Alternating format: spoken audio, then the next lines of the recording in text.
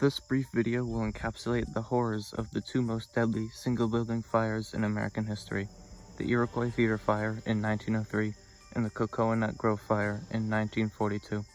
These two fires together unfortunately ended over 1,090 lives, but also paved the road for fire and building safety standards, practices, and requirements that are commonplace today. Due to the graphic nature of this topic, viewer discretion is advised.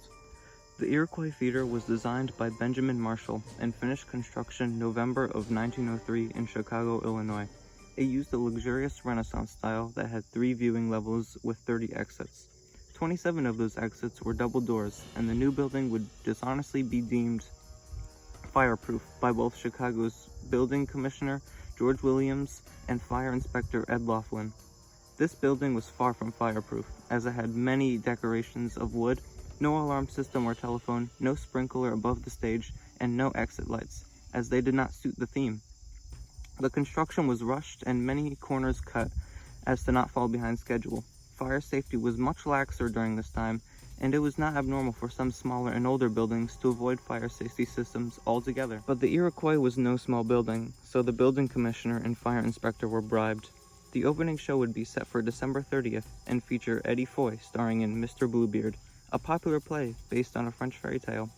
Because of this, the majority of the audience would be women and children. The building had a capacity of 1,600 persons, 700 on the ground floor, 400 on the second floor, and 500 on the third floor, but more than 2,000 would be present, with many spilling into the aisles. Before the show started, all doors would be locked, and locked gates were added between floors to prevent people from stealing more expensive seats. Looking back on this information, it's no wonder that such a minor event would cause such a major catastrophe. Mr. Bluebeard would be the first and last show performed in the Iroquois Theater. The show played without issue throughout the first act, but just as the second started, a spark from a nearby stage light ignited a nearby drapery. Almost the whole audience could see the fire, but it was assumed it would be put out quickly, or that it was just a part of the show's effects. The only firefighting equipment the building had was a canned powder called Kill Fire, used for small chimneys and fireplaces. The powder did nothing, and soon audience members would be panicking and rushing for the one entrance. Eddie Foy valiantly attempted to calm the audience and even ordered the orchestra to continue playing. A flame-resistant curtain was lowered to separate the stage and the audience, but halfway down, it got stuck, rendering it useless. Later, after the fire, it was discovered the curtain had wood pulp mixed into it and would not have stopped the fire even if successfully deployed. The fire bloomed, consuming the abundant wood trim and oil canvases backstage, and almost all audience members were up and rushing to the exit the building. However, some stayed, mistakenly thinking the fire would be put out. At this time, backstage cast members would open a rear stage door to escape, but the sudden draft created a large fireball instead. It instantly eviscerated any audience member remaining on the 2 balcony floors.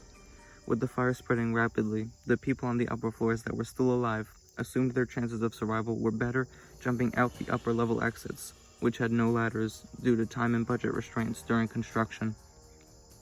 Most of those first to jump would lose their lives from the fall, but some after them would be gruesomely cushioned by the bodies and survive. Many of the escape doors remained closed as the locks were confusing to the panicking crowd, although at least one was blown off by the occurring fireball. Luckily, many were saved by the unexpected readiness of the people around the Iroquois Theater.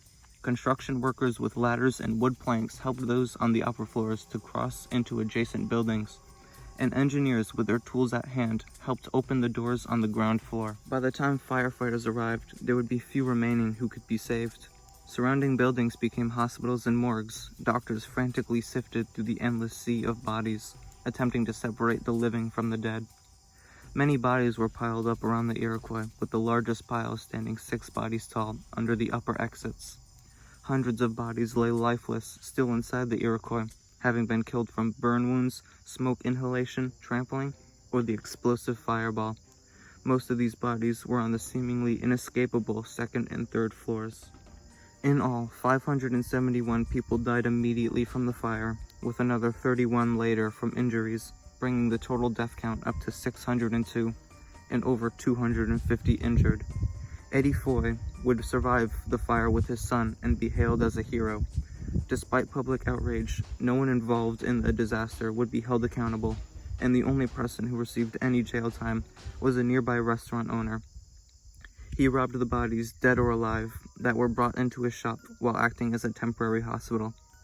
The Iroquois would be gutted and replaced by the Colonial Theater, and later again be replaced by the James N. Nerlander Theater, which still runs today. The Cocoanut Grove Restaurant and Supper Club was built November of 1927 in Boston, Massachusetts. Although Prohibition was active during that time, connections with organized crime allowed it to sell alcoholic drinks. The building was not very popular due to being associated with multiple gangs until 1933, when both Prohibition ended and a new owner stepped in. When Prohibition ended, the sale of alcohol and alcoholic drinks became legal for the Cocoanut Grove. Also, the previous owner had been gunned down by a rival gang, so ownership moved to his lawyer, Barnett Wolanski.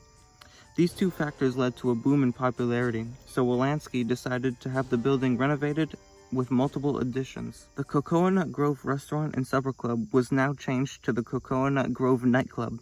The building was now 2 stories, a ground floor and a basement, with multiple themed rooms spread across the establishment. The most popular of these themed rooms was the tropical area, which were detailed ceiling to floor with palm trees and fabric wall hangings. Although it was denied in public, Wolanski still had connections to organized crime, which allowed him to ignore fire safety codes and regulations. He even had some emergency exits boarded up as to prevent customers from leaving without paying.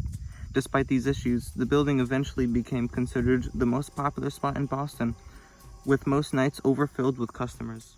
The fire occurred on November 28, 1942, and started in the basement lounge area via one of the many fake palm trees.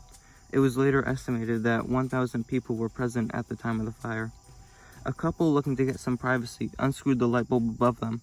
The light bulbs were attached to the top of the fake palm trees, and when this act was seen, a busboy was sent over to fix it. The busboy, 16-year-old Stanley Tomaszewski, lit a match in order to better see the bulb he was fixing. When the bulb was fixed, the boy put out the match and things returned to normal. Just seconds later, however, a flame burst out on the fake tree. No one was bothered by the small fire, as, oddly enough, it was a normal occurrence for the trees to catch fire. As the instances before, the fires had been quickly put out by staff. Customers were even slightly entertained by the use of water glasses to attempt putting out the fire. However, those faces of glee quickly morphed into faces of fear when the fire spread to the fake fabric ceiling. The flame gluttonously ate through the ceiling and wall decorations in an instant, sending everyone rushing for an exit. Flames and burning fabric rained down on many. There was soon even toxic gas being emitted from the burning of select pieces of furniture. The fire and gas spread so quickly, some were not even able to leave their seats before they were killed and consumed. Attempts to take down wall decor proved futile to slowing the blaze. On the floor above, the fire was not taken seriously, and staff prevented customers from leaving the building without paying. That changed when the fire finally burst onto the floor above. The only working exits were the revolving door at the entrance, a few inward-facing doors, and some holes and hatches that only the employees knew about.